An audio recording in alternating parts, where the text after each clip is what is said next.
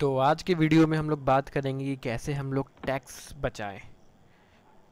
तो जैसा कि हम लोग जानते हैं कि इनकम टैक्स के सेक्शन 80C के अकॉर्डिंग हम लोग को 1.5 लाख तक का टैक्स छूट मिलता है। और इस 80C में क्या क्या कवर होते हैं, जैसे लाइफ इंश्योरेंस हो गए, अगर आपने टर्म प्लान ले रखा है तो उस पर टैक्स बेनिफिट मिलते हैं, इंडोमेंट पॉलिसी पे, मनी बैक पे, प्रीमियम जो आप लोग देते हैं उस पे छूट मिलती है पेंशन स्कीम पे, या फिर यूलिप या फिर ईएलएसएस फंड, और जो भी आप लोग हाउसिंग लोन भी देते हैं तो उस पर भी आपको टैक्स बेनिफिट मिलते हैं। तो आखिर ईएलएसएस या पीपीएफ कौन सा बेहतर होगा, इक्विटी लिंक्ड सेविंग स्कीम या फिर पब्लिक प्रोविडेंट फंड? तो कौन सा स्कीम ज़्यादा बेहतर होगा? तो हम लोग 4 पॉइंट समझेंगे। एक तो क्या रिटर्न हम लोग को मिल रही है, दूसरा कि टैक्स बेनिफिट क्या है हम लोग का, तीसरा पॉइंट रिस्क क्या है, और चौथा पॉइंट एक्स्ट्रा बेनिफिट्स क्या मिलेंगे।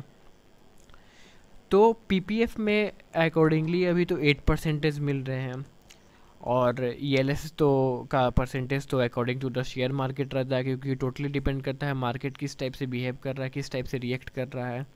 और पीपीएफ में आपको इन्वेस्टमेंट में भी टैक्स बेनिफिट मिलते हैं और मैच्योरिटी पे भी टैक्स बेनिफिट मिलते हैं, लेकिन और ईएलएसएस पे आपको लॉन्ग टर्म कैपिटल गेन लग जाता है, यानी कि आपका जो भी प्रॉफिट होगा 1 लाख से ऊपर का तो उस पर 10% का टैक्स लग जाएगा। और अगर रिस्क की बात हम लोग देखें तो पब्लिक प्रोविडेंट फंड में कोई भी रिस्क नहीं होते हैं, और अगर इक्विटी लिंक्ड सेविंग स्कीम में ये एलएसएस में हम लोग अगर देखें तो ये टोटली मार्केट पे रहता है और ये रिस्की होता है। और अगर हम लोग लॉक इन पीरियड की बात करें तो पब्लिक प्रोविडेंट फंड में 15 साल का रहता है, हालांकि 7 साल से पार्शली आप कुछ विड्रॉ कर सकते हैं पैसे को, लेकिन ईएलएसएस में 3 साल का रहता है। तो आखिर बात आती है कि आखिर हम लोग इन्वेस्ट कहाँ करें ताकि हम लोग का टैक्स बच जाए। तो या तो ईएलएसएस या फिर पीपीएफ।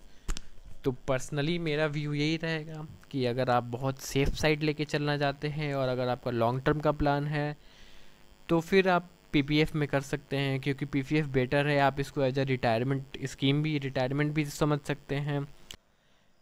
आप लोग एक बार अपना इन्वेस्टमेंट चेक कीजिए, सिर्फ टैक्स सेविंग के लिए नहीं, एक बार चेक कीजिए कहीं तो आपका मैक्सिमम ज़्यादातर इंश्योरेंस में तो नहीं है, इंडोमेंट प्लान में तो नहीं किया हुआ है पैसा इन्वेस्ट, या फिर मनी बैक पे तो नहीं किया गया है, पोस्ट ऑफिस में एफडी या आरडी तो नहीं किया हुआ है, क्योंकि ये तो आपका पूरा सेफ साइड हो गया। आपने रिस्क तो अपने इन्वेस्टमेंट पे लिया ही नहीं।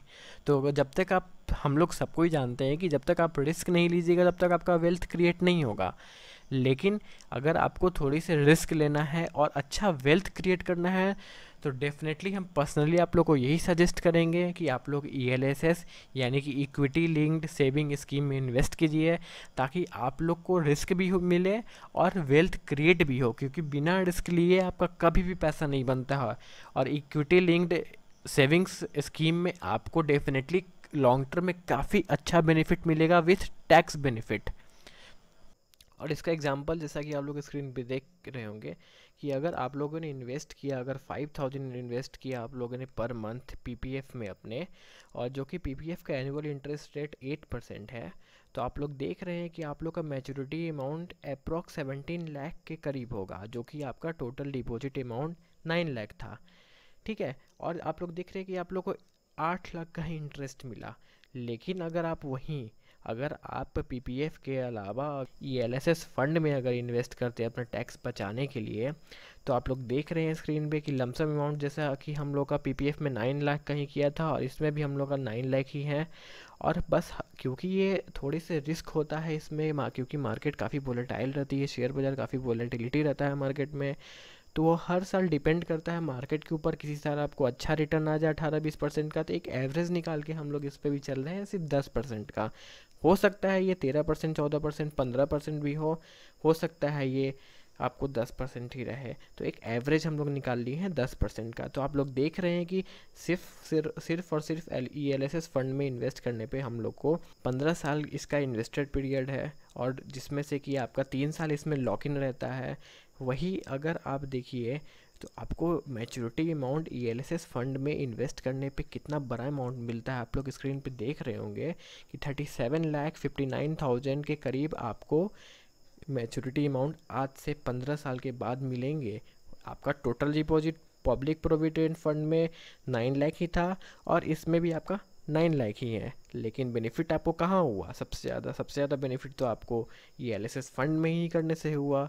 तो क्यों नहीं ये एलएसएस फंड में ही किया जाए थोड़ा सा रिस्क लेकर के, क्योंकि हमेशा आपको अपने इन्वेस्टमेंट को डाइवर्सिफाई करना चाहिए। किसी में सेफ कीजिए इन्वेस्टमेंट, कहीं पर थोड़ा सा रिस्क लीजिए, क्योंकि बिना रिस्क लिए हुए आपका कभी भी वेल्थ क्रिएट नहीं हो पाएगा। तो अगर इस वीडियो को आप लोग को अच्छा लगा, अगर वीडियो पसंद आई तो इस चैनल को ज़रूर शेयर कीजिएगा, सब्सक्राइब कीजिएगा और बेल आइकन ज़रूर दबाइएगा। और तब तक जुड़े रहिए टाइम मेक्स मनी इस चैनल से, क्योंकि समय ही पैसा बनाता है।